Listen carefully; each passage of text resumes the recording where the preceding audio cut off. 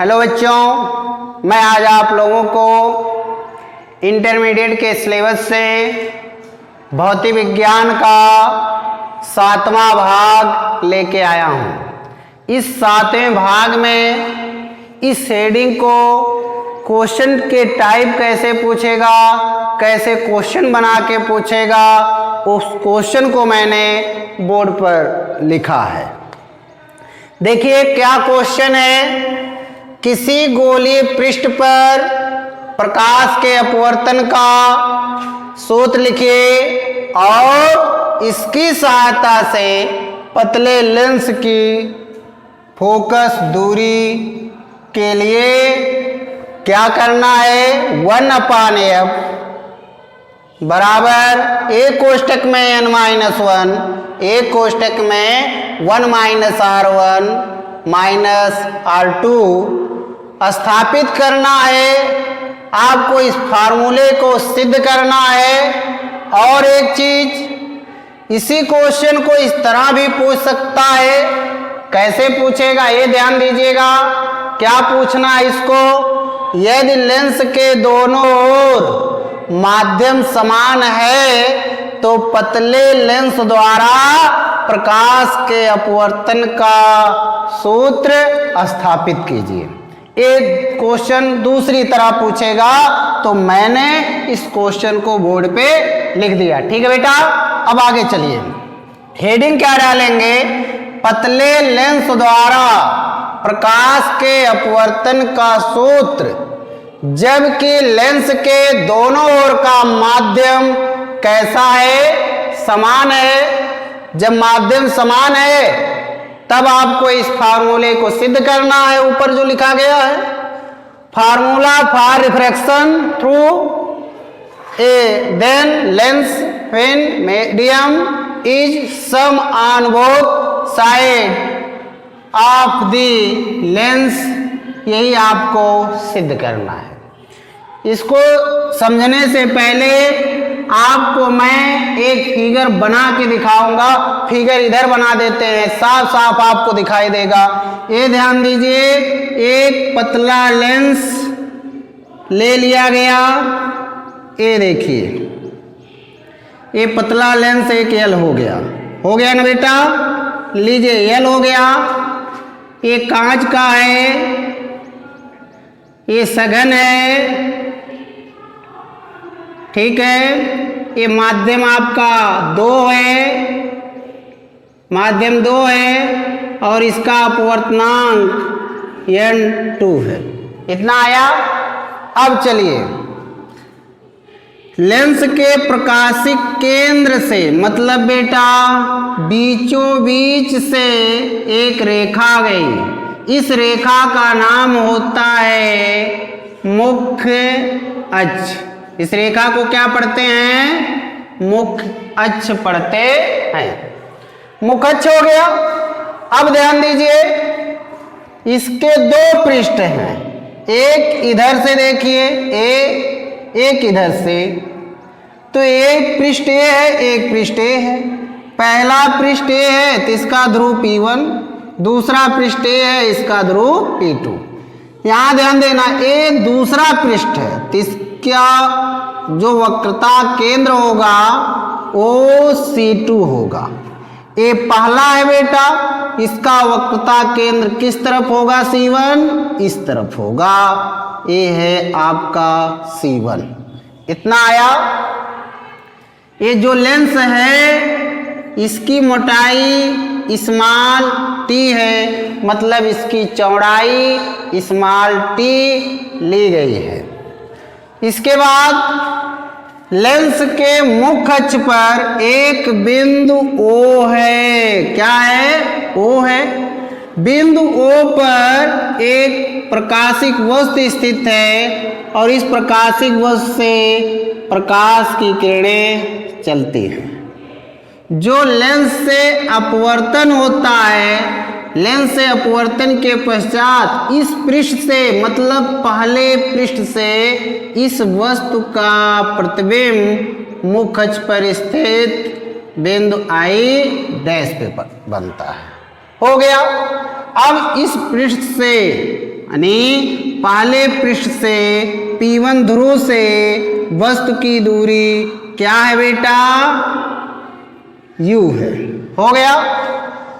प्रथम पृष्ठ से प्रतिबिंब कहाँ बना है, I डैश पे, तो प्रतिबिंब की दूरी बेटा क्या होगी, v डैश होगी। हो गया है, v डैश समझ में आया।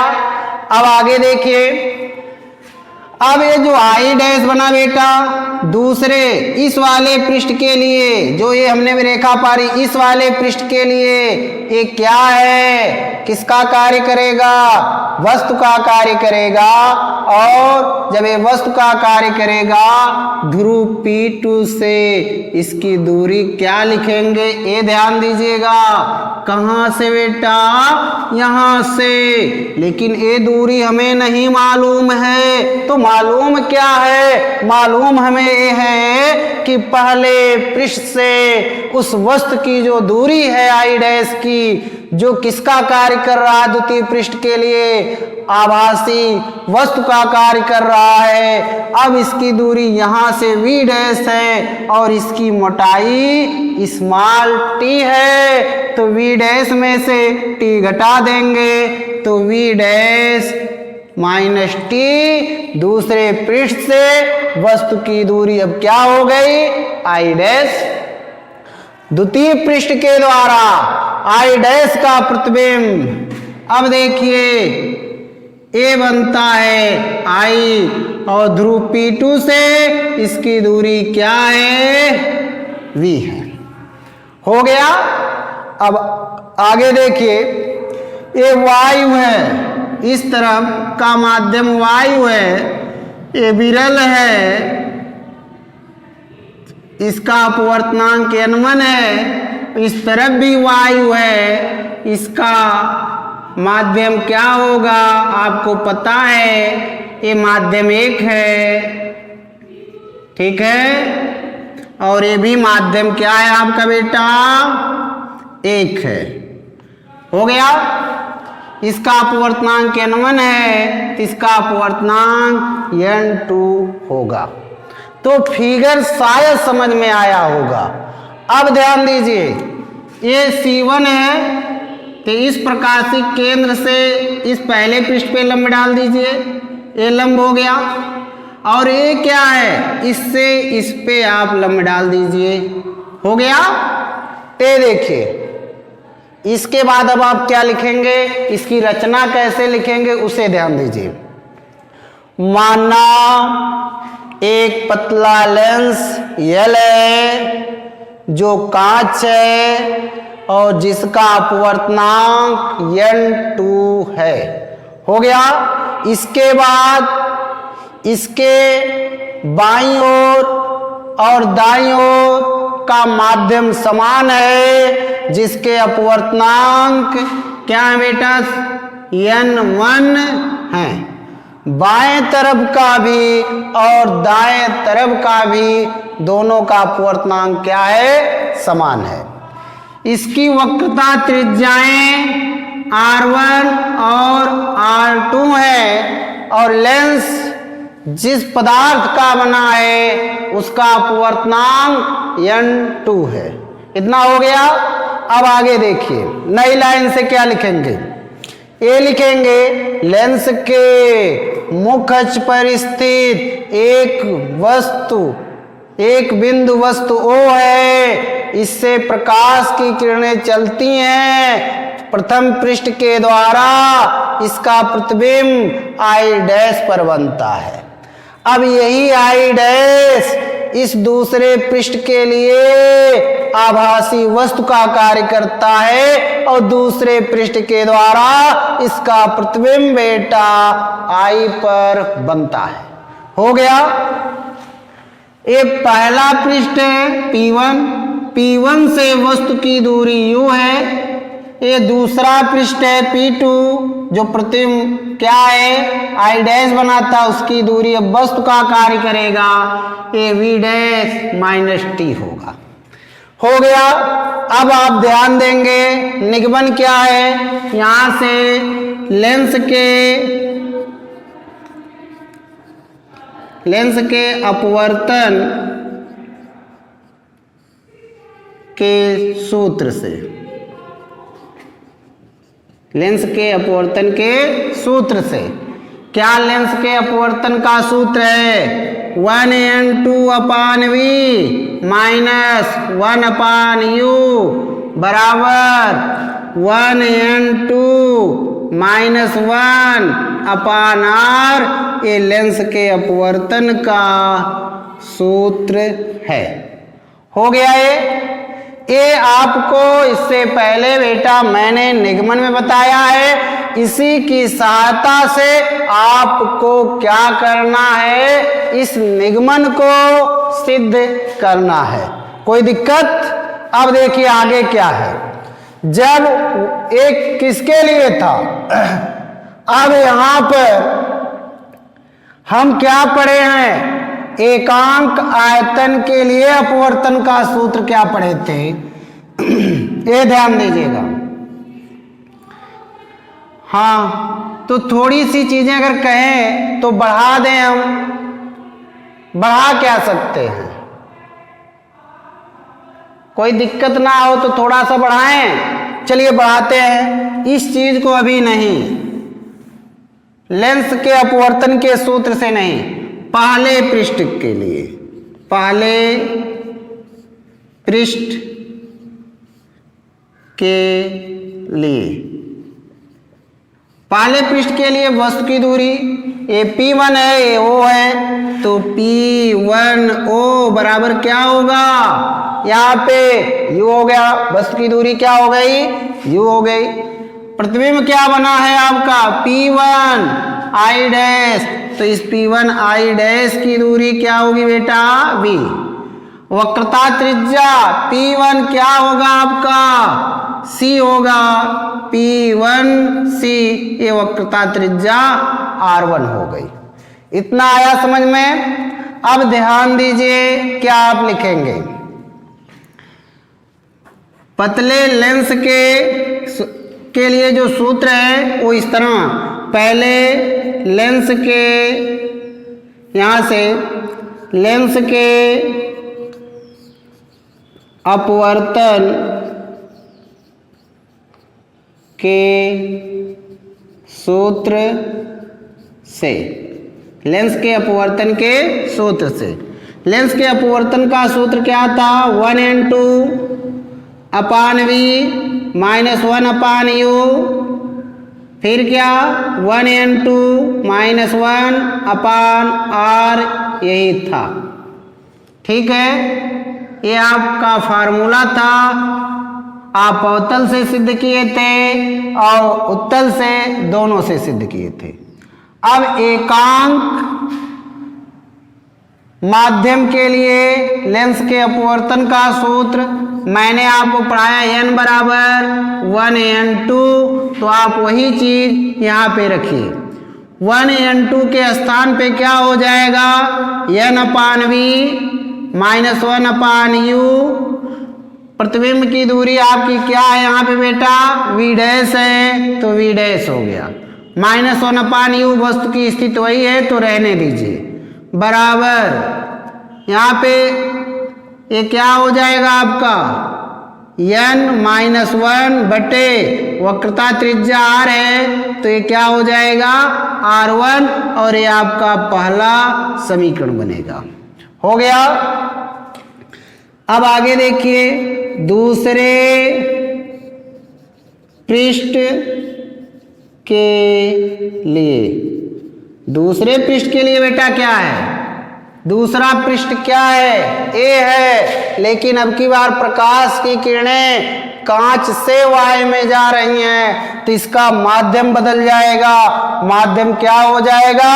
2n1, मतलब कांच से वायु में जा रहा है। जब वायु से कांच में जाता है तो 1n2 लिखते हैं, लेकिन जब कांच से बाहर जाएगा, दूसरे अपवर्तनांक n2 में से n1 में जाएगा, तब लेंस के अपवर्तन का सूत्र 2n1/v। ठीक, उसके लिए जो वस्तु की दूरी है दूसरे पृष्ठ के लिए, ये भी ध्यान दीजिएगा। दूसरे पृष्ठ से वस्तु की दूरी P2i डैश है, जो मैंने बताया है ये दूसरे पृष्ठ के लिए वस्तु का कार्य करता है। P2i डैश बराबर क्या आपका है, जो दूरी है V डैश माइनस टी है। प्रतिबिंब की दूरी P2i जो है वे V है, और क्या है P2r जो है P2c जो है वक्रता त्रिज्या ये R2 है। लेंस के अपवर्तन के सूत्र से इसमें भी चलेगा, ध्यान दीजिएगा क्या होगा 1n2 नहीं अब की बार रहेगा, तो क्या रहेगा, क्योंकि प्रकाश की किरणें बेटा कांच से y में जा रही हैं, कहाँ, कांच से y में जा रही हैं, तो आप क्या लिखोगे 2n1 अपान v की जगह क्या लिखेंगे, जो प्रतिबिंब की दूरी है वो v ही रहेगी, -1 अपान वस्तु की दूरी v डैश माइनस टी हो जाएगा, बराबर क्या 2n1 अपान क्या लिखेंगे यहाँ पे -1 वक्रता त्रिज्या R2 है। इतना आया, हो गया। अब चलिए हम क्या पढ़े हैं ये भी ध्यान दीजिएगा। टी जो है टी V डैश की तुलना में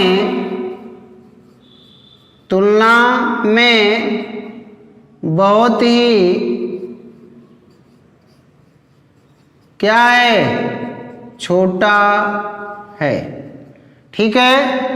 टी V डैश की तुलना में बहुत छोटा है, तो टी को क्या करने पर, छोड़ देने पर, तब फार्मूला आपका ये क्या बनेगा 2n1 अपान v -1 अपान v डैश होगा, बराबर। अब देखिए टी को छोड़े हो, टी V डैश की तुलना में बहुत ही छोटा है, तो टी को छोड़ने पर बहुत ही क्या है बेटा, छोटा है, तो टी को आप छोड़ देंगे तो क्या मिलेगा, बचेगा V डैश, बराबर इधर क्या बचेगा 2n1 -1 अपान R2 मिलेगा। हो गया ये।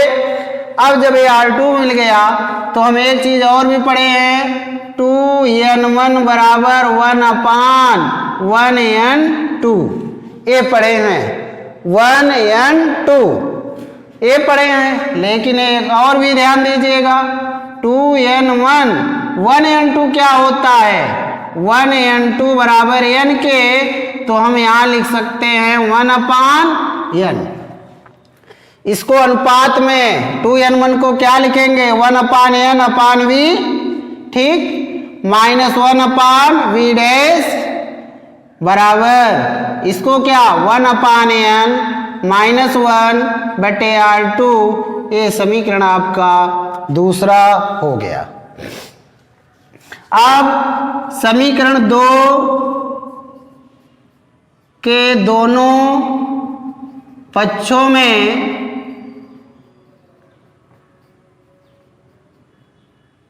में n से गुणा करने पर, जब किसी भी संख्या में गुणा किया जाता है तो अंश में गुणा होगा, 1/n गुणे n अपान v -1 अपान v डैश, इसमें भी गुणा हो जाएगा n v डैश और 1 अपान n गुणे n -n बटे R2। n से n कट गया, इससे ये कट गया, 1 अपान v -n अपान v डैश बराबर 1 -n अपान R2, ये हो गया आपका दूसरा समीकरण। समीकरण 1 और 2 मिल गए। अब क्या करोगे, लिखेंगे समीकरण 1 व समीकरण 2 को जोड़ने पर, जोड़िए समीकरण 1 और 2 को जोड़िए। समीकरण 1 में बाएं पक्ष में क्या है ये ध्यान दीजिए, n यहां जोड़ रहे हैं, ध्यान दीजिएगा। जोड़ कहां है भाई, n अपान v डैश माइनस 1 अपान u।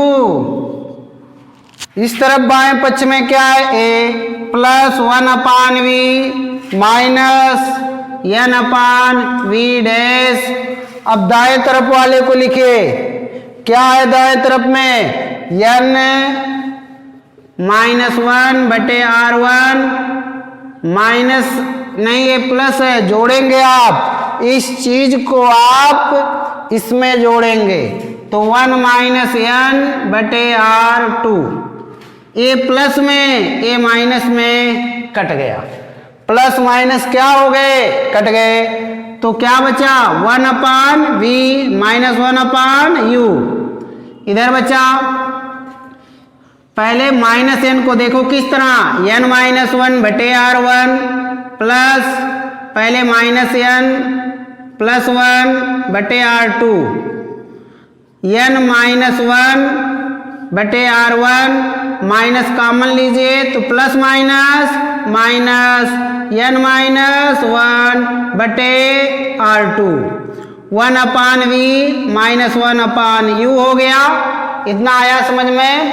अब चलिए दोनों में से क्या कॉमन है, दिख रहा है n माइनस 1 कॉमन हो गया तो 1 बटे R1 एक कोष्टक में, 1 बटे R2 एक कोष्टक में, 1 अपान v माइनस 1 अपान u। लेंस के सूत्र से, लेंस का सूत्र पढ़े हैं, 1 अपान f बराबर 1 अपान v माइनस 1 अपान u। तो इसकी जगह हम क्या रख देंगे, दिखाई दे रहा है 1 अपान f कोष्टक में n माइनस 1 एक कोष्टक में, एक कोष्टक में R1 माइनस R2 एक कोष्टक में। इस प्रकार इसे आप क्या करेंगे, बंद कर देंगे, घेर दीजिए। यही क्या है, पतले लेंस के लिए अपवर्तन का सूत्र है। जब लेंस के दोनों ओर का माध्यम समान है तो ये निगमन हो गया। नोट के तौर पे आपको याद क्या रखना है ये बताएंगे अभी। यहाँ पे जब पहला माध्यम y हो, नोट यहाँ दिख रहा है, नोट यहाँ पर, चलिए यहाँ दिखेगा, इसे मिटा दे रहे हैं। इतना निगमन समझ में आ गया होगा। अब आगे चलें, आगे क्या देखेंगे, आगे इसका निगमन आपको मैं बता रहा हूं क्या है। नोट, नोट में आप ध्यान दीजिए, ध्यान दीजिए। नोट में, नोट नंबर 1, यदि माध्यम एक y हो, y को एयर से, और माध्यम 2 क्या हो, कांच हो, इसे क्या, किससे, माध्यम 2 कांच हो तो इसको ग्लास कहते हैं, जी से। इसे आप तीसरा समीकरण दे दीजिए। ठीक, जब माध्यम 1 y हो और माध्यम 2 कांच हो तब क्या लिखेंगे, माध्यम 1 y हो तो माध्यम 2 कांच हो, तब समीकरण 3 को इस तरह लिखेंगे। समीकरण 3 को इस तरह भी लिखा जा सकता है, लिखा जा सकता है। कैसे लिखा जा सकता है, ध्यान दीजिएगा। लिखने की प्रक्रिया 1 अपान f y में है, पहले माध्यम की वरीयता होती है, y में फोकस दूरी f।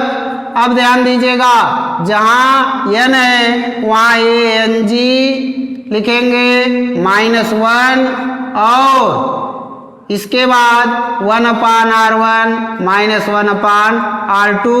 एक कब का सूत्र है? जब एक माध्यम y हो, दूसरा माध्यम क्या हो? कांच हो, तब समीकरण 3 को आप इस तरह लिख सकते हैं। नोट अगला है, जब किसी लेंस को ध्रुव में रख दिया जाए, किस में रख दिया जाए? ध्रुव में रख दिया जाए, तब समीकरण 5 को कैसे लिखेंगे? जब किसी लेंस को किस में रख दिया जाए बेटा? ध्रुव को। ध्रुव को लिक्विड हेल से, और वो कांच है, जो लेंस है वो G है ही, तो समीकरण 5 को आप इस तरह भी लिखेंगे 1/FL बराबर क्या? LNG माइनस 1 एक कोष्टक में, अगले कोष्टक में 1/R1 1/R2। यही होगा आपका कौन सा? तीसरे का रूप बदल जाएगा। इस प्रकार निगमन समाप्त हुआ। इसका PDF अपलोड कर देंगे। उम्मीद है आप लोग इसे अच्छी तरह से पढ़ेंगे।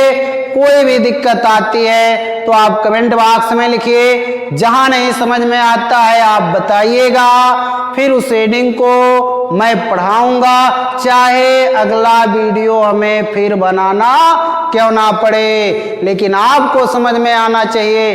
डेरिवेशन है, कई बच्चे भी कहते हैं सर हम बोर हो जाते हैं। अरे आप बोर हो जाते हैं तो मैं क्या कर सकता हूँ? मैं आप लोगों को तो गाना गा के सुना नहीं सकता हूँ, क्योंकि 5-10 मिनट उस गाने में भी बीत जाएंगे।